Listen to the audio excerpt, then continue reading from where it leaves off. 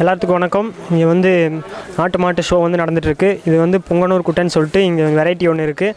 வணக்கம் நண்பர்களே, இந்த வீடியோவில் நாம் பார்க்க போகிறது புங்கனூர் குட்டை ரக நாட்டு மாடு பற்றி தான். ஏற்கனவே நம்ம சேனலில் கேரளாவை பூர்வீகமாக கொண்ட குட்டை ரக நாட்டு மாடான வெச்சூர் மாட்டை பற்றி போட்டிருந்தேன் வீடியோ. அதோட லிங்க் கீழே இருக்குது, விருப்பப்பட்டவங்க போய் பார்த்துக்குங்க. இந்த புங்கனூர் குட்டை ரக நாட்டு மாடு பார்த்துட்டிங்கன்னா வந்து ஆந்திராவை பூர்வீகமாக கொண்டது.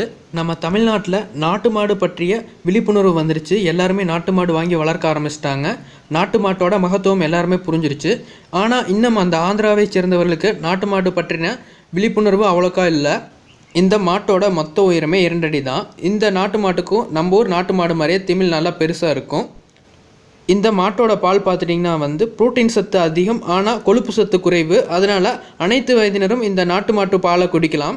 இந்த நாட்டு மாட்டில் இருந்து ஒரு நாளைக்கு 2 லிட்டரிலிருந்து 4 லிட்டர் வரை அதிகப்படியான பால் கிடைக்கும். இந்த புங்கனூர் வகை காளை மாட்டை நீங்கள் வந்து உழவு வேலைக்கும் பயன்படுத்தலாம். இந்த காளையில் மெயின் ஸ்பெஷாலிட்டியை பார்த்துட்டிங்கன்னா வந்து காங்கேய மாடு மாதிரிலாம் சீராது, ரொம்பவே சாந்த குணமானது. இதோட பராமரிக்கிறது ரொம்பவே எளிது. இந்த வகை நாட்டு மாடு பார்த்துட்டிங்கன்னா 300 to 400 எண்ணிக்கையில் தான் இருக்குது. இந்த வகை நாட்டு மாடு வந்து இப்போ அழிஞ்சிக்கிட்டு இருக்குது. சவுத் இந்தியா ஃபுல்லாக வந்து சில இடங்களில் சமூக ஆர்வலர்கள் இதற்கு பண்ணை வைத்து காப்பாற்றி வராங்க. தங்களோட சொந்த தேவைக்காக மட்டும் பால் இருந்தால் போதும்னு நினைக்கிறவங்க இந்த வகை நாட்டு மாடுகளை ஃபஸ்ட்டு சாய்ஸாக எடுத்துக்கலாம். ஏன்னா இந்த நாட்டு மாடு பார்த்துட்டிங்கன்னா சாந்த குணம் உடையது. இதோட காலை முதற்கொண்டு பராமரிப்பு செலவு கம்மி. அதுக்கப்புறம் பார்த்துட்டிங்கன்னா இதோட தீவன செலவும் ரொம்பவே குறைவு. புங்கனூர் காளை மாடு எப்போவுமே கோவப்பட்டு முட்டை வராது. அதனால் சின்ன பசங்களுக்கு சிறந்த செல்ல பிராணியும் கூட. மற்ற நாட்டு மாடை போலவே இதற்கும் நோய் எதிர்ப்பு சக்தி ரொம்பவே அதிகம்.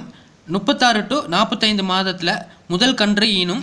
மாடுகளை லாப நோக்கத்தில் மட்டும் வளர்க்க வேண்டாம். இந்த உலகத்தில் நமக்கு எவ்வளோ உரிமை இருக்கோ அதே அளவுக்கு உரிமை மற்ற ஜீவராசிகளுக்கு இருக்குது.